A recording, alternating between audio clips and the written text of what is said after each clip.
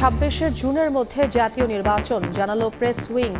EVM নয়, vote হবে ব্যালটে। জয় নিশ্চিতে নেতাকর্মীদের কাজ করার নির্দেশ তারেক রহমানের। এটা ডিপেন্ড করবে রিফর্মের উপর, বাট উনি একটা টাইম একটা দিয়ে দিয়েছে। ইলেকশন হচ্ছে 2026-এর জুনের 30 তারিখে। জাতীয় নির্বাচনে ইভিএম ব্যবহারের বিষয়টি আমরা এখনো চিন্তা করছি। আমাদের চিন্তা তাই। আমরা একটি স্বচ্ছ স্বাভাবিক নির্বাচনে বিশ্বাসী, যেখানে মানুষ নির্ভয় নির্দ্বিধায় ভোট দিবে। প্রত্যেককে আমাদের অবস্থান থেকে যেটি সঠিক সেই কাজটি করতে হবে। হাইকোর্টের রায় ফিরল তত্ত্বাবধায়ক ব্যবস্থা প্রবর্তন করতে পারে অন্তর্বর্তী সরকারই মত অ্যাটর্নি জেনারেলের। এই সরকারে রিনেমড হবে, এই ব্যক্তিগুলোই যখন তত্ত্বাবধায়ক সরকার সিস্টেমে ব্যাক চলে যাবেন, ওনার তত্ত্বাবধায়ক সরকার প্রধান এবং এটা হবেন। গণতান্ত্রিক ব্যবস্থা ফিরে আসার একটা গুরুত্বপূর্ণ দ্বার উন্মোচিত হলো। দেখছিলেন প্রধান শিরোনাম। সন্ধ্যার সময় সঙ্গে আছি আমি ছোঁয়া খন্দকার। এবার অন্যান্য শীর্ষ সংবাদ। কাদেরের দেশ ছাড়া নিয়ে আইজিপির ব্যাখ্যা চান ট্রাইব্যুনাল। 2 মাসে গণহত্যার মামলা তদন্তের নির্দেশ। হাসিনাকে গুমের মূল হোতা দাবি করে প্রতিবেদন। রূপপুর সহ 9 প্রকল্পে 80,000 কোটি টাকা লুটপাটের অভিযোগ। হাসিনা, রেহানা, জয়, টিউলিপের বিরুদ্ধে তদন্তের সিদ্ধান্ত দুদকের। বিডিআর হত্যাকাণ্ডের পূর্ণাঙ্গ তদন্তে 5 কর্মদিবসের মধ্যে গঠন হচ্ছে কমিটি, জানালেন স্বরাষ্ট্র উপদেষ্টা। বিচার দাবিতে শহীদ মিনারে মানববন্ধন।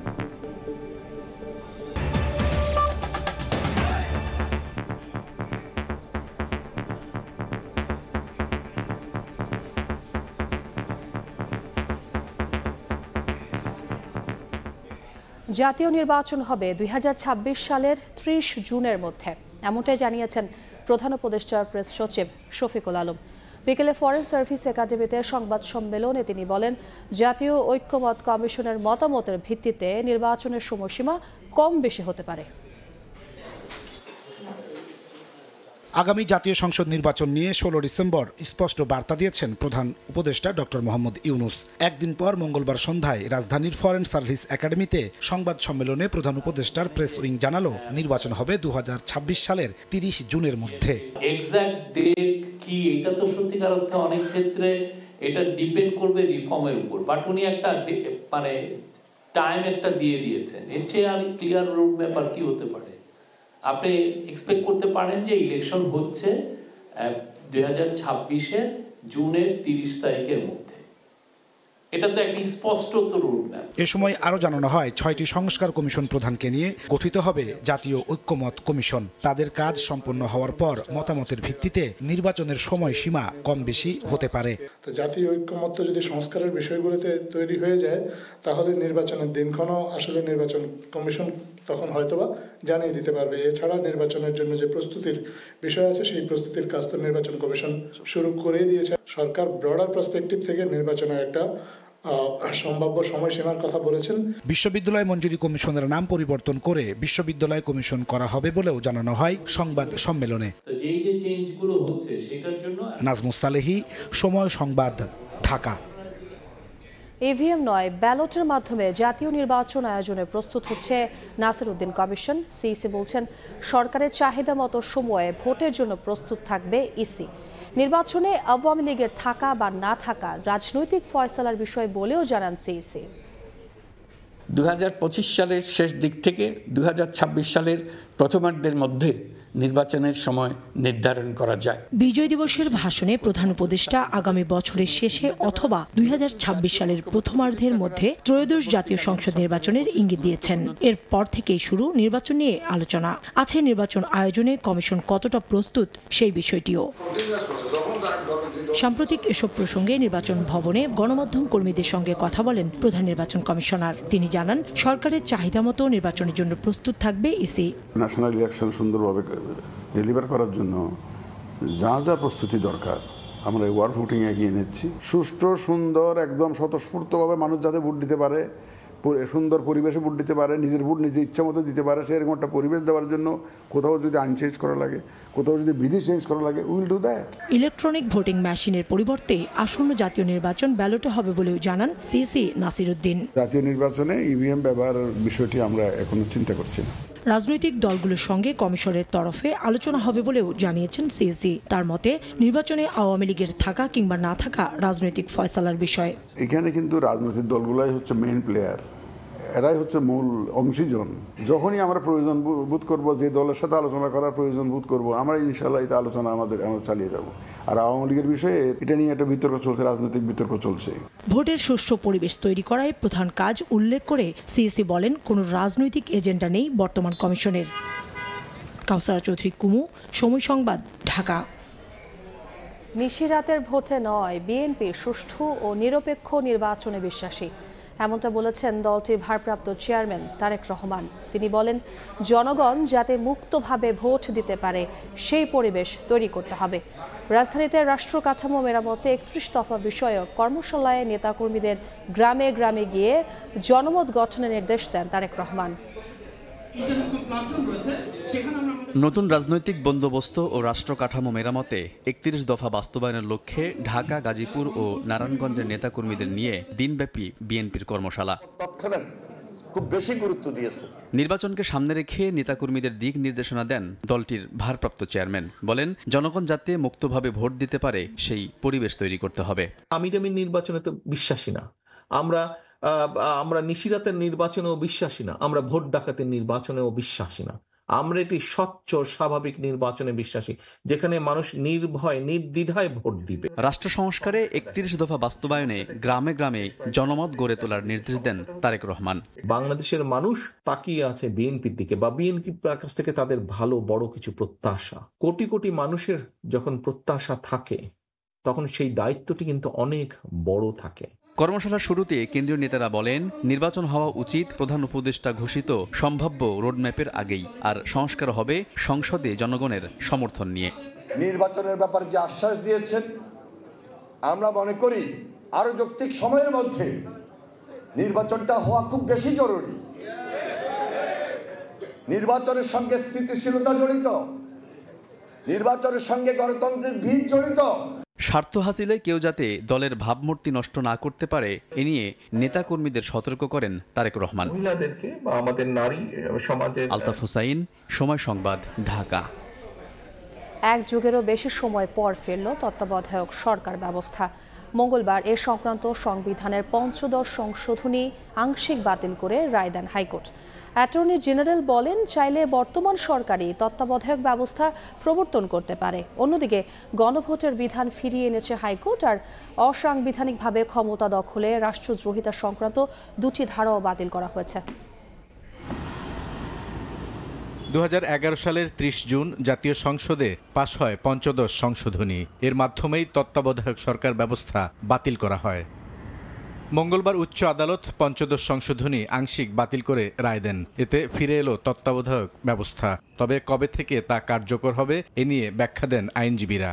এই তত্ত্বাবধায়ক ব্যবস্থা বর্তমান অন্তর্বর্তীকালীন সরকারের ক্ষেত্রে প্রযোজ্য হবে না। এটার কারণ হলো, বর্তমান অন্তর্বর্তীকালীন সরকার এই তত্ত্বাবধায়ক ব্যবস্থার অধীনে গঠিত নয়। এই সরকারে রিনেমড হবে, এই ব্যক্তিগুলোই যখন তত্ত্বাবধায়ক সরকার সিস্টেমে ব্যাক চলে যাবেন, ওনার তত্ত্বাবধায়ক সরকার প্রধান এবং এটা হবেন।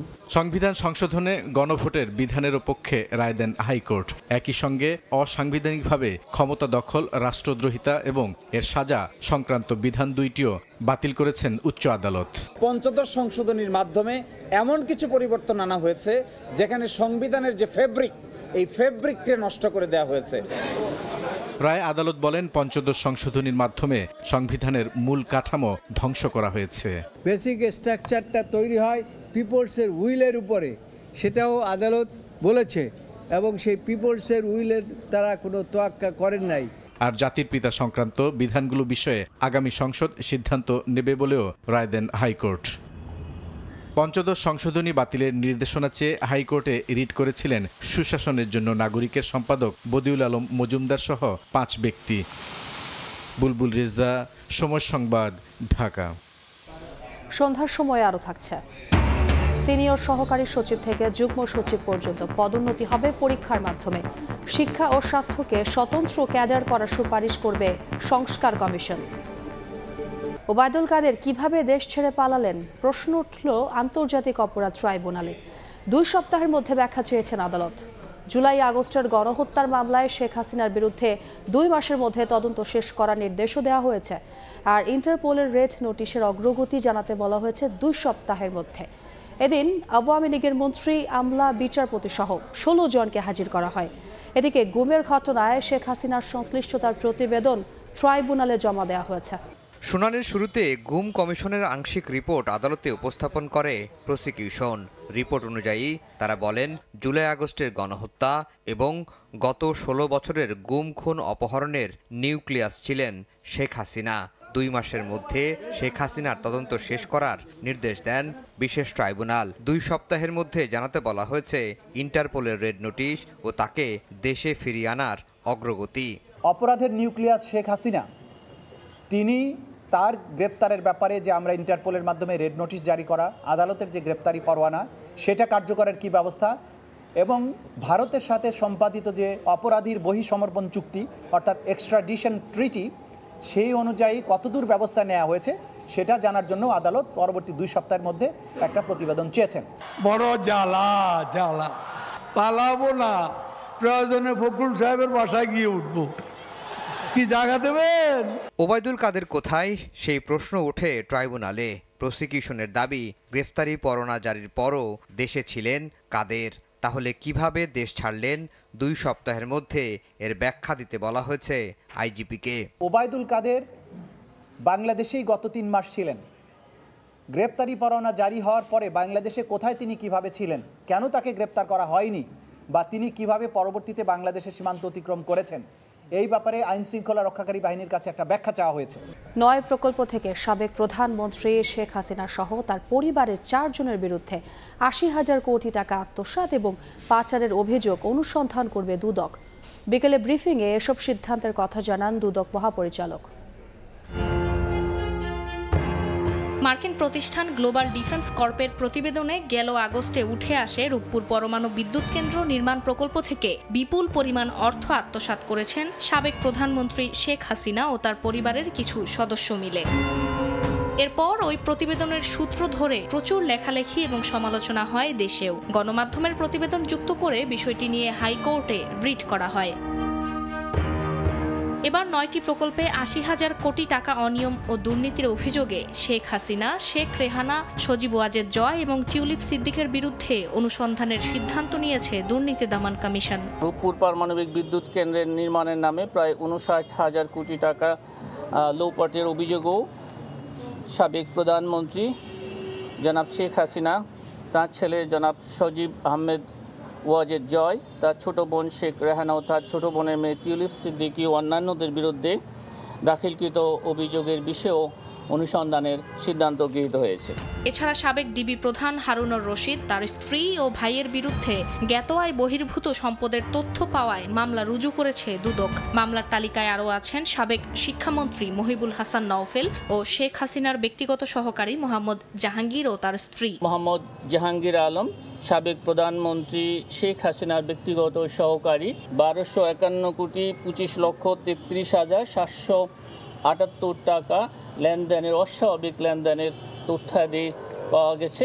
সাবেক প্রধানমন্ত্রী শেখ হাসিনার বিরুদ্ধে ওঠা দুর্নীতির সুনির্দিষ্ট ঘটনাগুলো তদন্তে বিশেষ অনুসন্ধান টিম গঠন করা হবে বলে জানিয়েছে দুদক।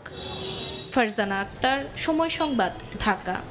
পিলখানা হত্যার তদন্তে মন্ত্রণালয়ের অধীনে কমিটি নয়, জাতীয় কমিশন গঠনের দাবি করেছেন নিহতদের পরিবারের সদস্য ও সাবেক বিডিআর কর্মকর্তারা। কেন্দ্রীয় শহীদ মিনারে মানববন্ধনে এ দাবি জানান তারা। এদিকে সচিবালয়ের স্বরাষ্ট্র উপদেষ্টা জানান, পূর্ণাঙ্গ তদন্তে 5 কর্মদিবসের মধ্যে কমিটি গঠন হবে। আমাদের কেন আন্দোলনে নামতে হবে?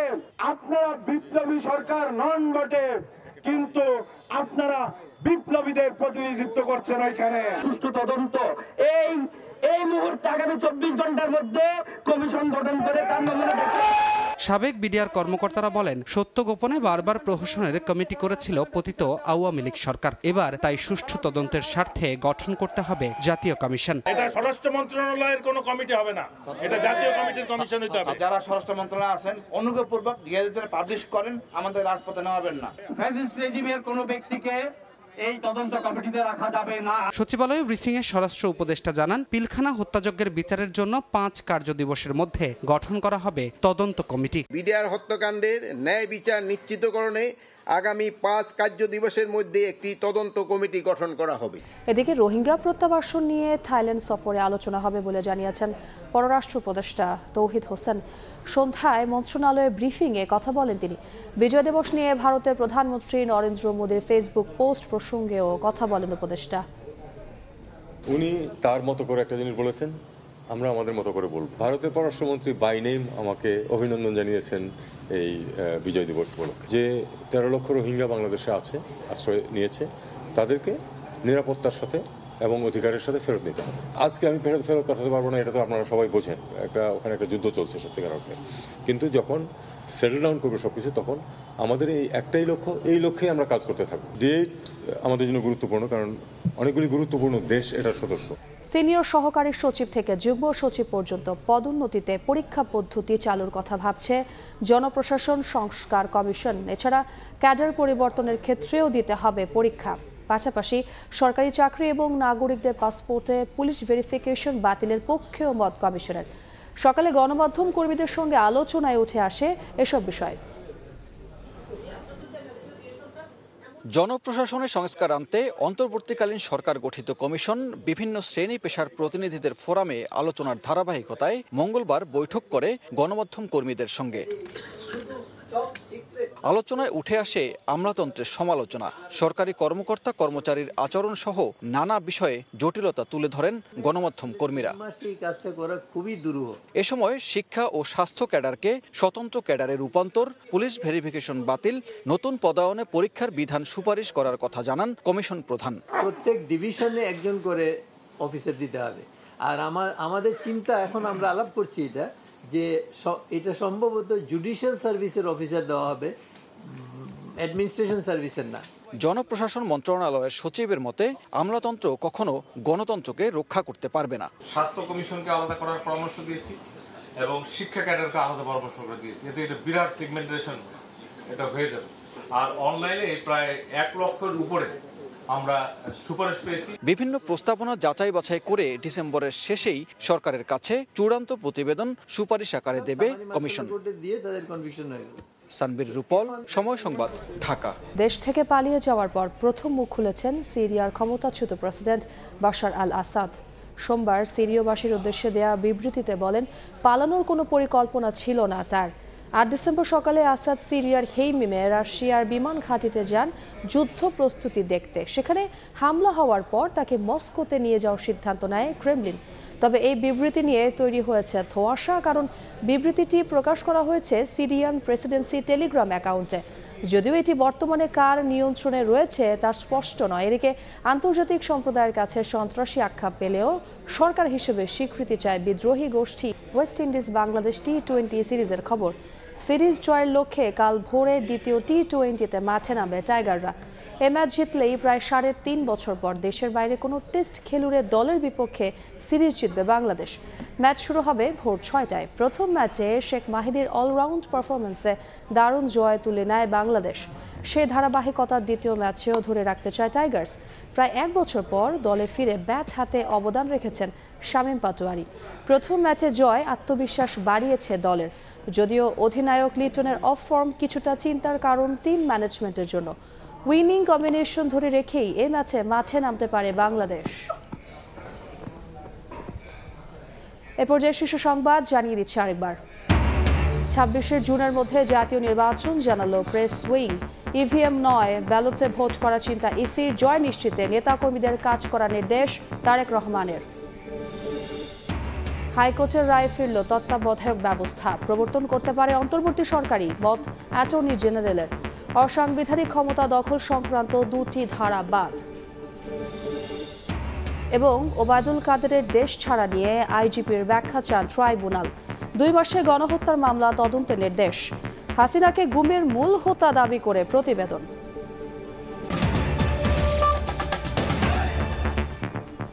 এ ছিল সন্ধ্যার সময়, সঙ্গেই থাকুন সময়ের।